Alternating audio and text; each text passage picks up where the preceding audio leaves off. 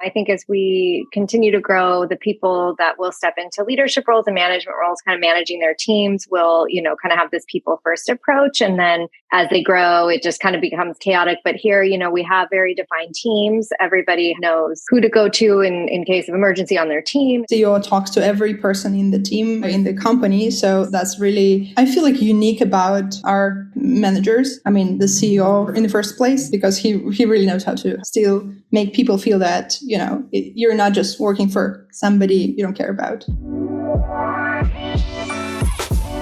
Welcome to this episode of the Debutify podcast. Today I spoke with Melissa Williams, head of content at Synder, and Polly Sidoruk, head of customer support. We had an extensive conversation about Synder itself. We also talked about free market capitalism, how to position your company against the big players in your field, which is another lesson that I'm sure lots of business owners are looking for. So I hope that you enjoy this episode and you have a wonderful rest of your day. Hello, Melissa. How's it going? Hi, how are you? Good. How are you doing? How's your day? Good so far. How about you? Yeah, good. Thanks. Where are you located? Yeah, well, that's also shifting. I've just come from New Zealand to Massachusetts, but I'm leaving Massachusetts in a week. Yeah, I'm in Southern California and Polly is in Denmark. So quite a wide range. Our company is located. We have offices all over the place. So we've got quite an international group, which is nice. That's pretty nice. I was reading your blog. I saw that you guys, like Michael, the CEO, had helped people get out of Ukraine when the war started. Yeah, we did have quite a few of our team members were in Ukraine. And then, we did move. A lot of them moved to Poland. Some moved to other areas, Lithuania. So yeah, it's an admirable thing. Yeah, no, the company here, they're great. The people first approach extends like to the team, to our customers. It's very much he cares very much about the people here and making sure everybody is okay, not just work-wise, but like personal-wise too, which is really great. That is lovely. That's really good. Hi, hello. Polly. Hey, Polly. Nice to meet you. Nice to meet you too. What time is it? You're in Denmark? 9 p.m. But Nice. It's fine. I mean, I work according to US time zone, so it's totally fine to me. Where are you in Denmark? Odense. That's kind of third largest town. Well, I cannot call it city, it's kind of third largest town in this country. Well, yeah, Melissa, as you were just telling me before we started recording, your CEO, Michael, helped your staff to get out of Ukraine when the war with Russia started. That's something that's quite inspiring to me, and I haven't seen it in many places. And it is obviously quite telling about how your company operates. So would you care to speak to that? Yeah, as you saw in our blog article, we did have some team members in that region. And so, Synder is definitely a people first company. We, regardless of whether that means employees, customers, we really care about the people here. And so, yes, our leadership team helped to, move people that needed to be moved, set them up with resources and new locations. Polly, you might have something to add to that too. Yeah. I was the head of the office once the whole process started people started migrate. I mean, surely was, the whole process was, everyone were a bit nervous because, people had to leave their homes, not because they wanted to travel, right?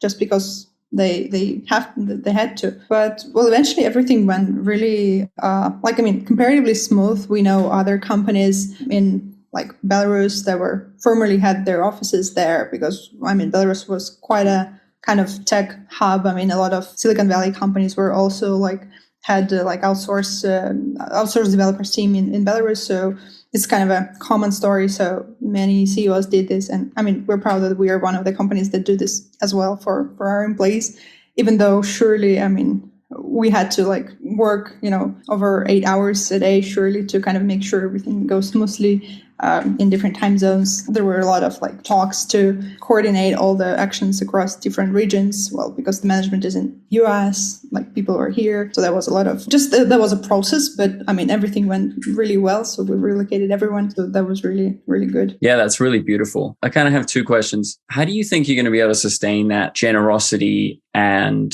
attention to people themselves as the company grows? Because I feel like it's the kind of thing that could be difficult to manage when you get bigger. Based on, we are of course growing. I think as we continue to grow, the people that will step into leadership roles and management roles, kind of managing their teams, will, kind of have this people first approach. And then just since this is how everything has started, I feel like that's kind of the model to which we would follow. So I've seen at other companies where, as they grow, it just kind of becomes chaotic. But here, we have very defined teams. Everybody knows who to go to in case of emergency on their team. And so that's kind of, to me, I think working within, smaller teams within a larger organization, it still has that kind of startup, small team feel, even though the organization continues to grow. Yeah. And this is something that we want to keep this startup kind of feeling, because pretty much over the last several years, we've grown maybe 3 or 4 times. I mean, people-wise, we already have quite an experience in kind of how to grow the team without kind of losing this, vibe. I remember the times when, just the office was really small and people were gathering just in one room to kind of the whole company gathered in one room. So that was kind of really kind of nice. And CEO knew everyone and kind of, that was really interesting times. But I mean, as time is going, the company's growing, but CEO still knows everyone. And still there's a time, CEO talks to every person in the team, in the company. So that's really something that I feel unique about our managers. I mean, the CEO in the first place. So I think he's in some way unique because he really knows how to still make people feel that you're not just working for somebody you don't care about. That's really one of his talents. Yeah, that's kind of a perfect answer. And you see a lot of these kind of charismatic leaders take companies to great places. But I'm kind of asking the same question, do you think that that's a sustainable way of running a business, relying on somebody to, bring that warmth and that curiosity to your staff? What do you guys think about running remote companies? And do you think that, there's a trade-off there? Because I really think that this kind of everybody in one room is such a lovely thing. And most people would prefer to work in a place where they know all of the staff compared to, working me in a basement. Surely once the team started, spreading as we were growing, now we kind of pretty much we have in place really all over the world, because our support department is really widespread because we serve 24/7. So there are a lot of different time zones to manage, and support team is unique in this regard because these guys really know how to run meetings in 11 p.m. or 11 a.m. and it's can change either way. And we had people starting to work till 3 a.m. So that was really a lot of dedication, from the employees. But it goes both ways, a lot of dedication from the management and a lot of dedication from the employees. So that's kind of a really, really interesting kind of a mixture of this, kind of corporate feelings. I would say it's not even it's deeper than culture. I'd say it's really something like corporate feelings. Even once we got remote, and I mean, I moved to Denmark, I several months ago, but a lot of friends and colleagues left behind, but still a very, very good thing. And I think that's one of the solutions to this, because I think it's still possible to, maybe that sounds idealistic, I know, but I think that's possible to still kind of maintain this feeling. It's the matter of, finding a way to do this and prioritizing this, somewhere in the list. And I'm not saying it's number one priority, but it should be somewhere, close to the kind of top of the list.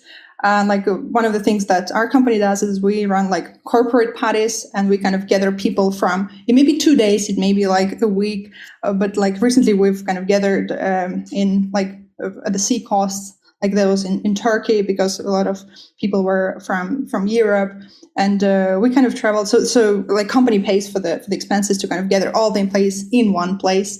And that's kind of what keeps it, going, because everyone knows everyone. Even though I do not work with, every person, on a daily basis, but still, thanks to this corporate parties, we know everyone, and this really keeps this warm. So that's one of the ways. That is a beautiful way of doing it. A lot of the listeners to this podcast are running online stores, or probably want to run online stores. And I think it's kind of a challenge that you see is, the gurus or the tutorials in organic marketing teach you to hire virtual assistants, it's the new way. But I really think that there's something that's lacking about that, because business and work and, capitalism can actually be really fun and beautiful if you get on with people that you work with and you're lucky enough to work with them. So I think it is quite important. Which one of you guys wants to explain what your company does? So so for Synder, we are automation software for accounting. We primarily work with e-commerce brands. We have various products in Synder. So we have Synder Sync, which is the product that takes all of your sales from, say, Amazon, Shopify, your payment platforms, Stripe, Afterpay, and takes all of those transactions, including fees, and puts it all into, it could be either your QuickBooks account, online or desktop, or your Xero account. Or we also have Synder Books, which is our own kind of standalone accounting platform. So it just helps to get rid of all that manual data entry, the potential for, transposing a number, or waiting until tax season to enter transactions, which we do see happen quite a bit. Just makes it really quick and easy once you set everything up. I mean, it takes about 15 minutes to click through and set up everything, and then it'll just run automatically in the background. You can go in and see your numbers as they're happening. It's within the hour, it's pulling transactions. So you always know where you stand financially. And then we have our Synder Insights, which is our new product we're super excited about. So this is taking all of that data that's pulling from all the platforms and creating actionable reports you can use for KPIs, metrics to really teach you your numbers. And so you have one source of truth to really understand what's going on in your business. So it'll pull together reports like, new versus returning customers. You can see which products are selling together, so you could consider product bundles, really just getting in depth. So our theory is, numbers are very important and can be really exciting when you know what your numbers are and what to do with them to grow your business. So circling back, having multiple products and the way we kind of launch them one after another really gets us back to this, feeling of startup, because, every new product is technically, a startup, which you try to kind of develop. So that also helps to kind of maintain this corporate, culture of doing everything quickly and doing a lot of steps, sometimes simultaneously. So, and as Melissa mentioned, so we're in financial technology sphere. So we were here for 5+ years already, even more, but doing our own products, it's about 5 years. And so it's all about, automation of data entry. And now with our recent Synder Insights, also about understanding your business better, because,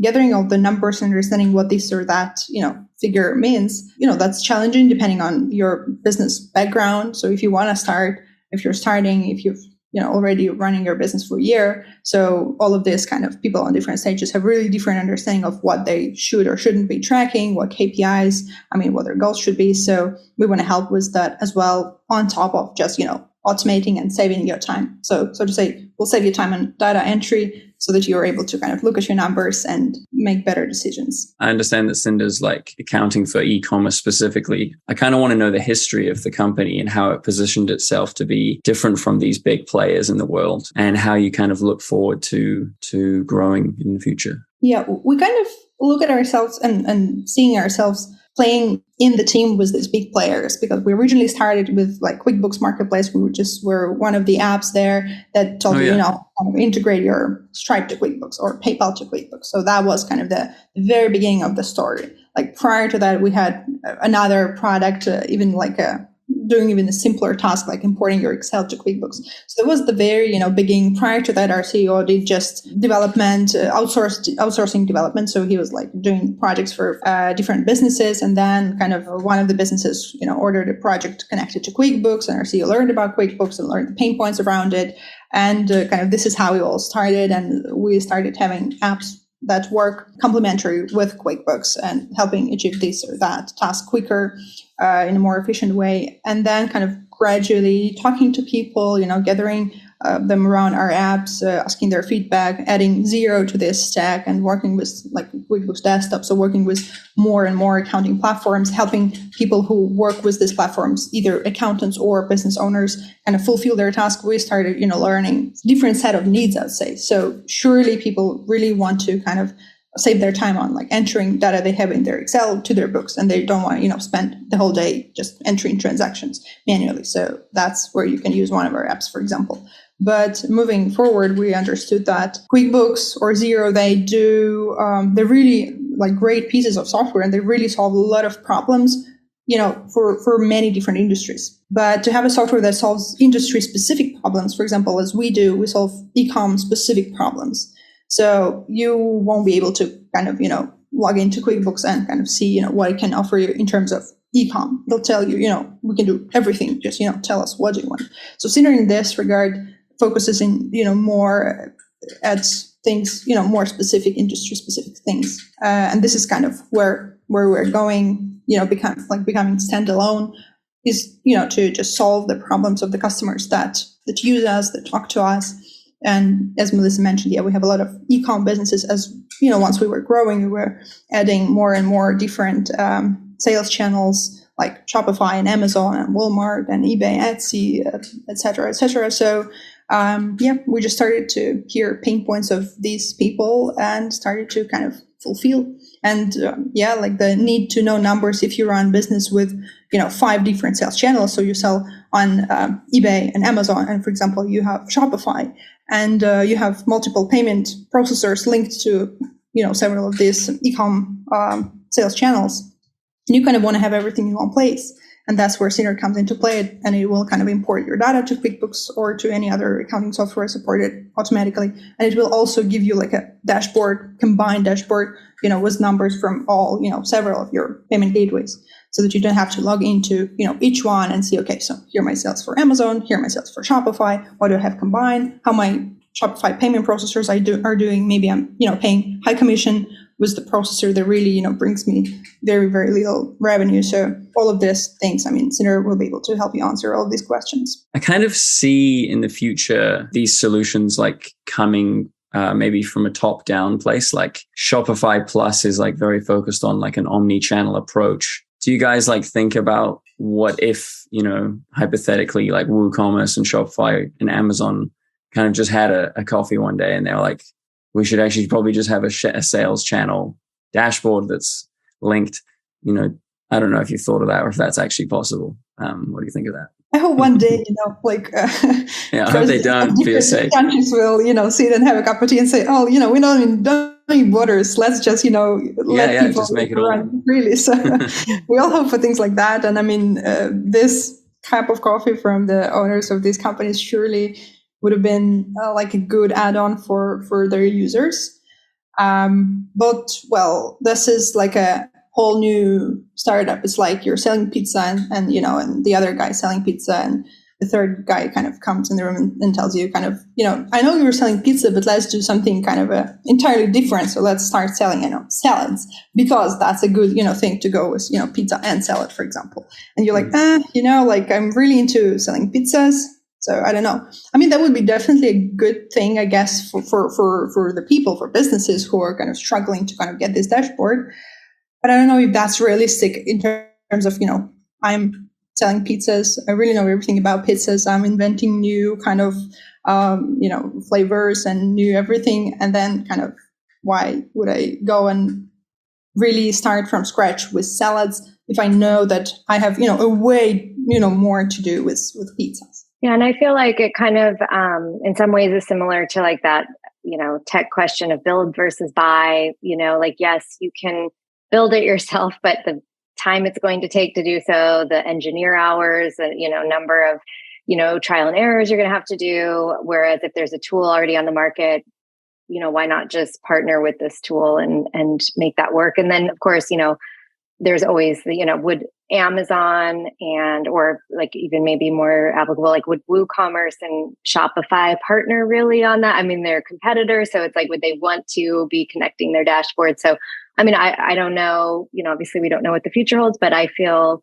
pretty secure that, we've got such a great solution that it's just going to be easier to work with us than to try to build it from scratch. Okay. So let's circle back to the beginning of this conversation. I know that Synder's like big on human-centered, not just interpersonal inside your company, but also like human-centered content. So can you guys tell me a bit about that?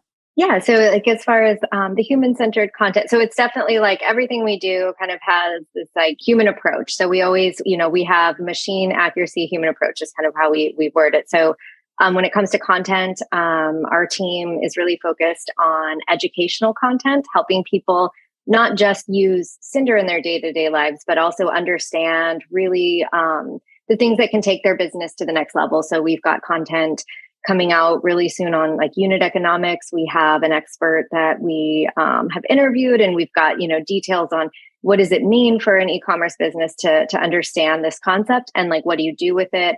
how can you grow your business? What reports do you need to be looking at and why?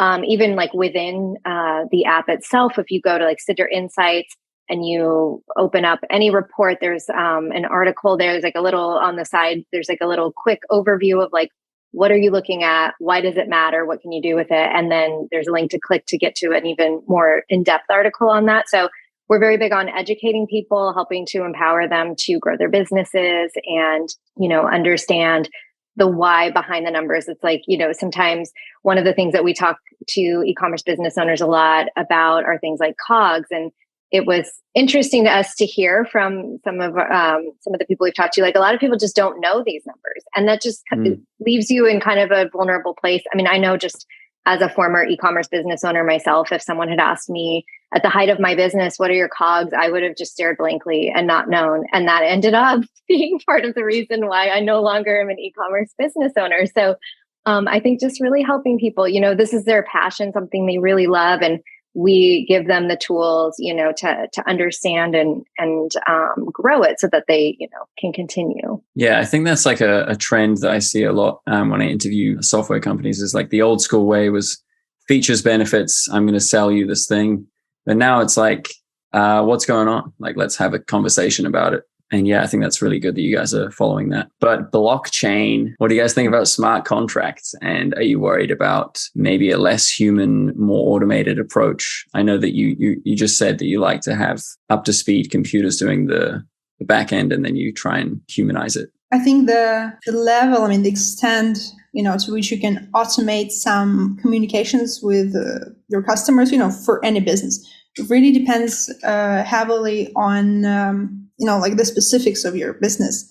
So if you're, like pizza. So if you order a pizza, you for sure know that, a customer, that comes to your website wants to order a pizza. So you really, once they start chatting, with for example, like a bot on your website, the bot can ask, what's the address, what kind of pizza do you want? So, you pretty know what the conversation will be about. So it's pretty easy to automate, especially using all of those, like big data things that really help to even build this conversation, not really like robotic, but some kind of a human way. So it's really nice to have. And, why not? So maybe, give your customers the option to, instead of chatting with someone, not everyone likes, having conversations, even in the chat or over the phone. People who I really want to come and place my order and just grab it next to my door. That's it. I don't want any, conversations. So for some, for some people, for some businesses, it's like a really, really good way to kind of give both options. So, that's the automated bot. You can just come in and, give us all the details and the bot will do the rest. And the other option is just, want to talk to us. Here we are, like in one click.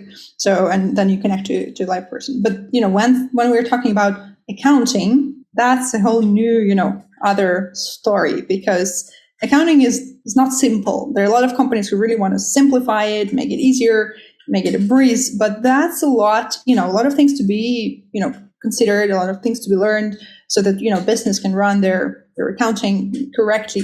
And the Synder is one of accounting apps is really, it's really hard to automate some things. In terms of communication with our customers, just because every business has, its own way of running their books. You may think, that's ridiculous. That's accounting, it should have its, laws and everything. But the truth is that if you talk to 10 accountants, you may receive, 5 different answers on how, what's the best way of doing things, even without maybe telling them the specifics so that they really have a good ground to give you the same answer. But, there are just different, many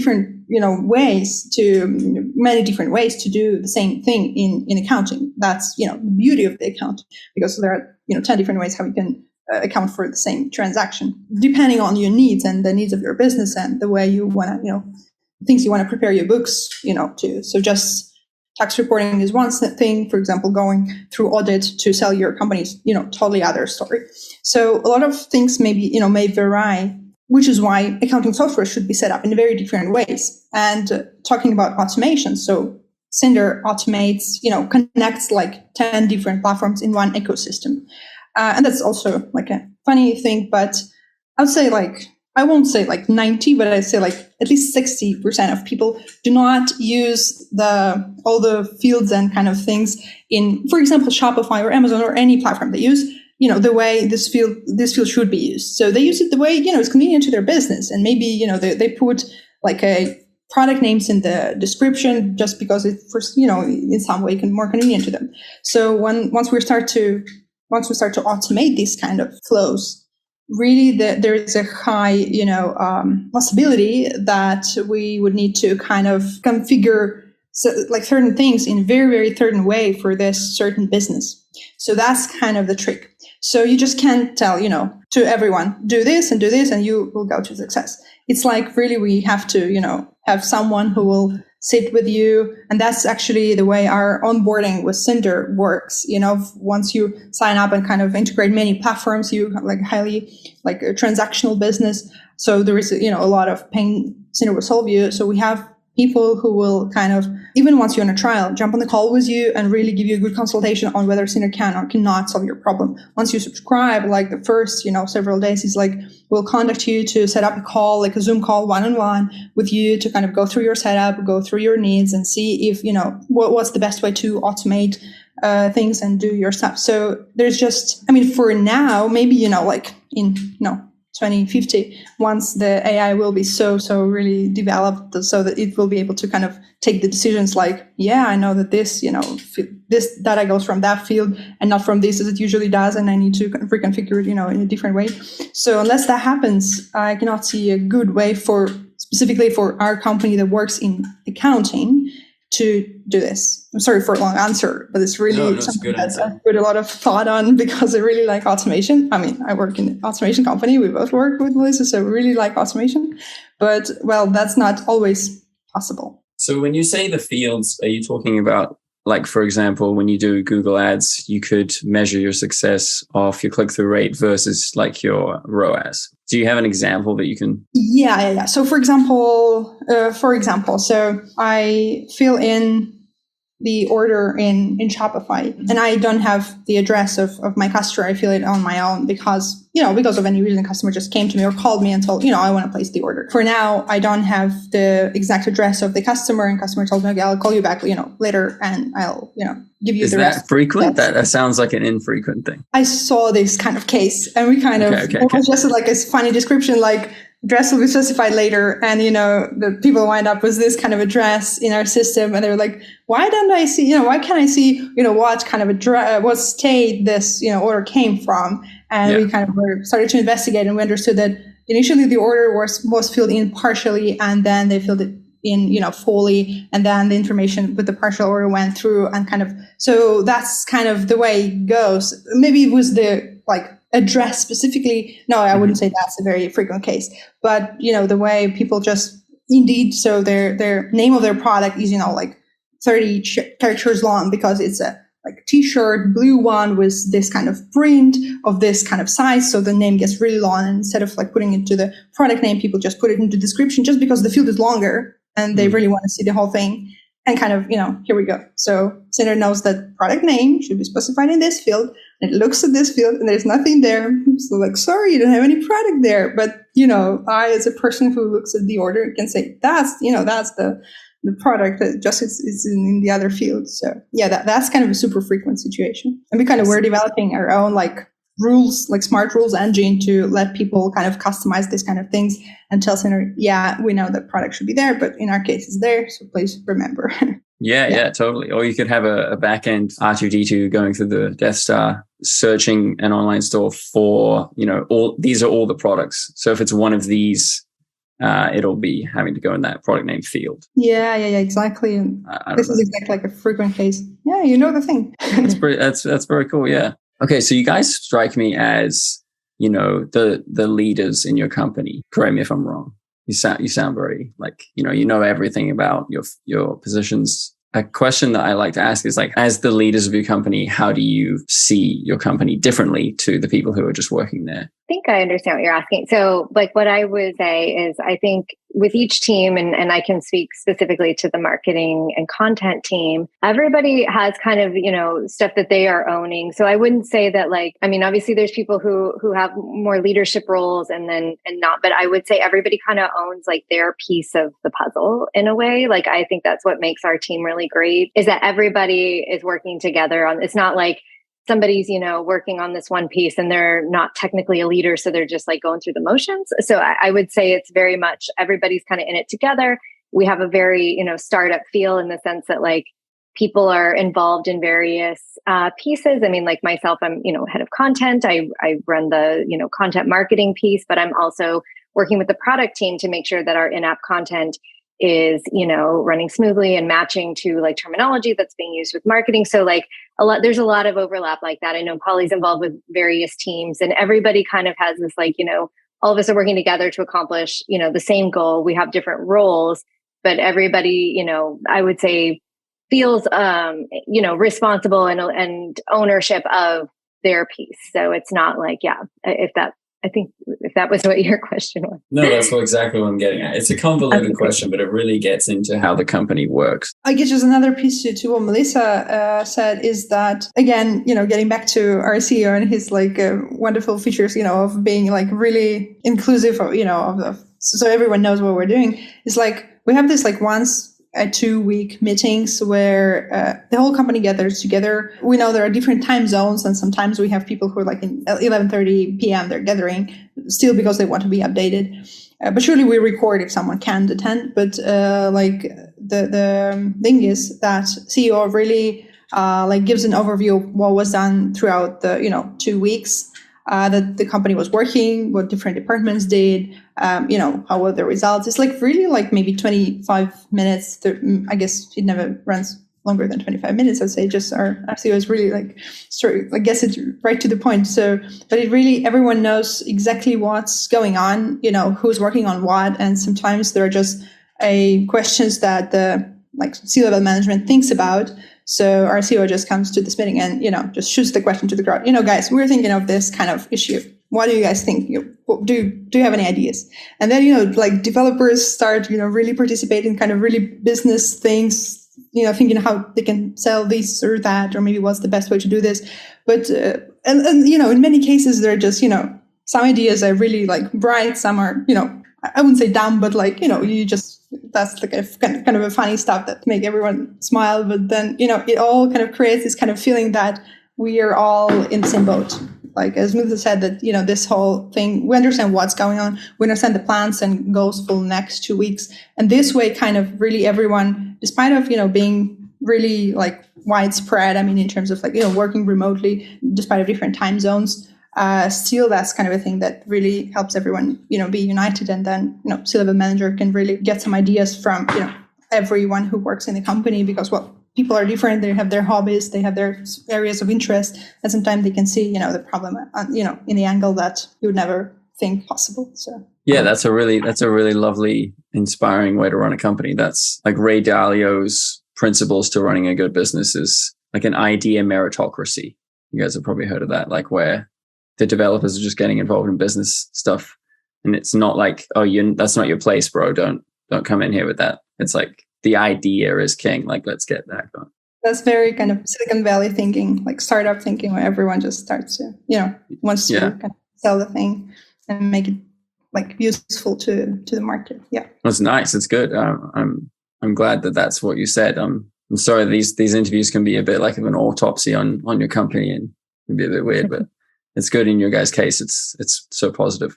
Okay. So this one's pretty funny because we're an e-commerce business podcast, but what do you guys think about capitalism, its pitfalls, its pros? And do you have any ideas on how to, if you could just like have the keys to the kingdom, what would you try and change?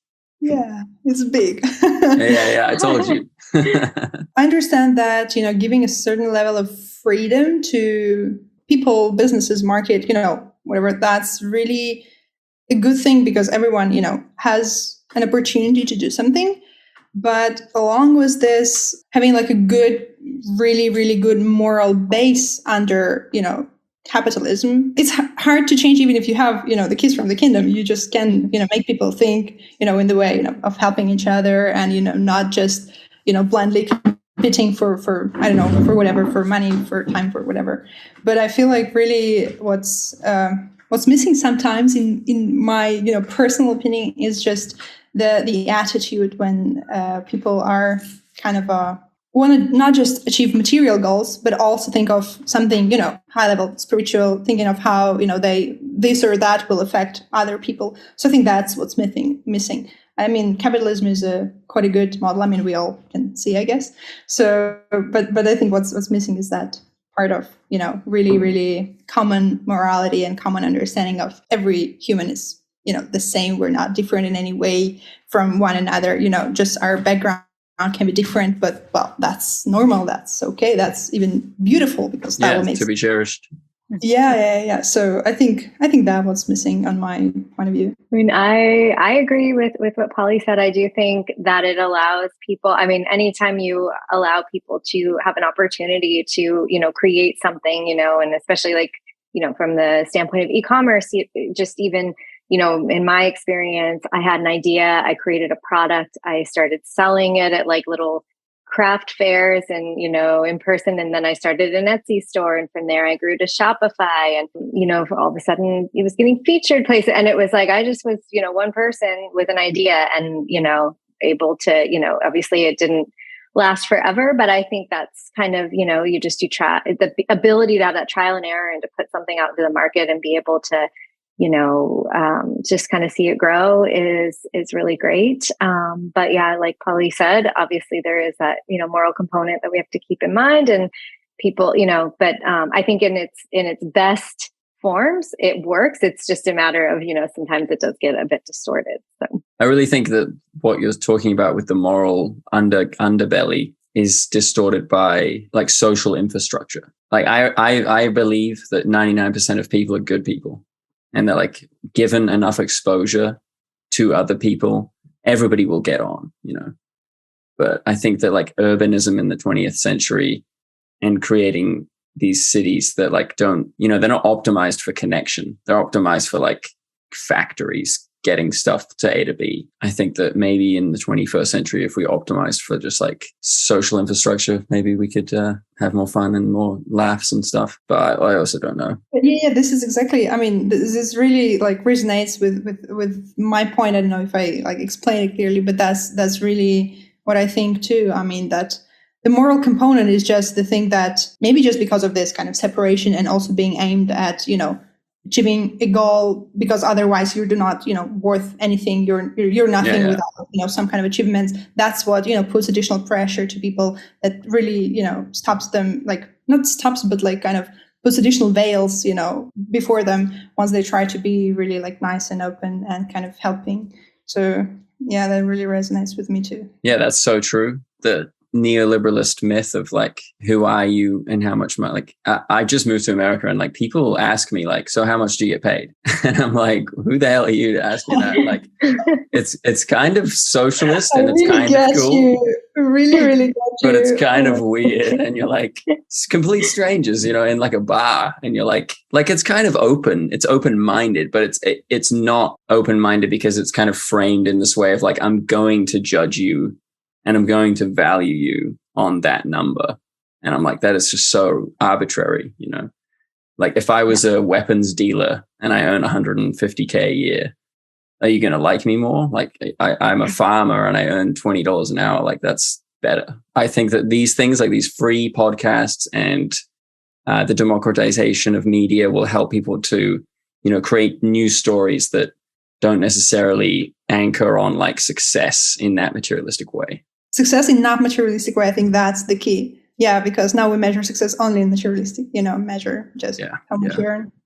And I think this is another kind of way in which the remote work culture can help too, because I think a lot of us ended up remote during the pandemic for the first time. And then now, like here at Synder, we are a, primarily remote company, and people are valuing different things. So it's like, whereas before maybe you valued, how much am I making at the end of every day? Now it's like, how much free time do I have with my family? Like, what, I don't have a commute. So what can I do? What good can I do with those extra couple of hours every day? And those are the things that can bring value, and you kind of view your life based on things other than what do I own? How much do I make? What's my title? Those are things. And, to your point of like being asked that question, I mean, people will ask you that sometimes. You're like, what is this? I was just asked at an event the other day, how old are you? And that threw me because I'm like, you don't ask people that. But, it's just, I think just, learning to focus on those things that make us happy. And in the end, I mean, obviously everybody is different and has the right to their own opinion, but how, money itself is not, in my opinion, what will make somebody have a good, happy, full life. So. Yeah. Thank you so much for that conversation. That was really lovely. Where can people find you both, and where would you like to point listeners of today's episode? It's Synder, SYNDER.com. That would be, you can find the blog. There's a free trial available. Sign up for a demo.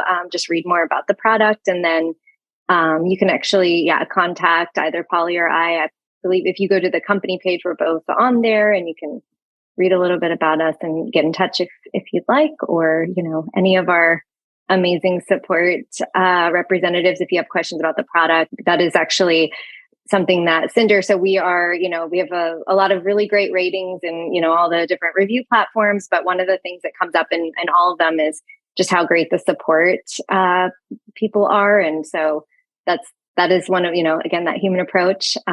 Anybody that you get in touch with at the company can help you, and we'll be happy to do so. That is a really good indicator of a good company. I spoke to like a venture capitalist 2 weeks ago, and he said that's the first thing that his company does is like they go in and face the customer service people and just have an interaction. And if it's really nice, that's just such a validator.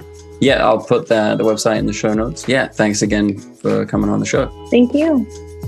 Thanks so much for listening to another episode of Debutify Podcast. If you want to be part of the show, just email us podcast@debutify.com or head over to debutify.com to learn more. Have a great day and good luck with everything.